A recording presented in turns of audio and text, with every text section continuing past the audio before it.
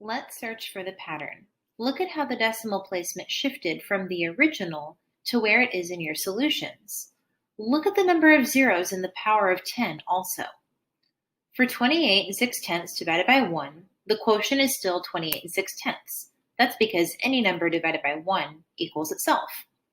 But in the second row, the decimal point was originally between the 8 and the 6, and it shifted to the left one place. And there is 1 0 in the power of 10. In the next row, the decimal was originally between the 8 and the 6, and it shifted 2 places to the left, and there are 2 zeros in the power of 10. In the final row, the decimal was originally between the 8 and the 6, and it shifted 3 times in the quotient, and there were 3 zeros in the power of 10. Notice anything? When you divide with powers of 10, there is a shortcut, just like with multiplying. But when you divide with the power of 10, the decimal point is going to move to the left, not the right. But it's still the same number of places as the number of zeros that are in that power of 10. For instance, if you had 56 and 2 tenths divided by 100, think about where the decimal was originally placed, between the 6 and the 2. You would move left 1 space for 1 0 and another space for the other 0.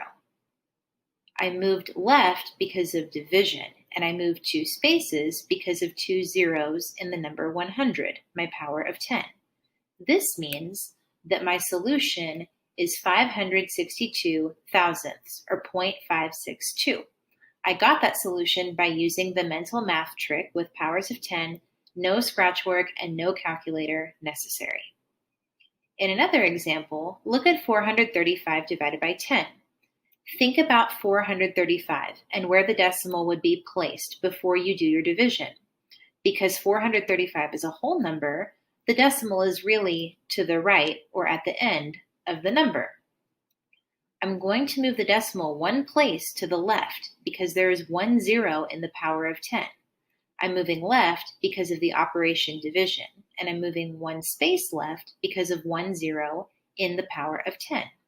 This means that 435 divided by 10 is 43.5.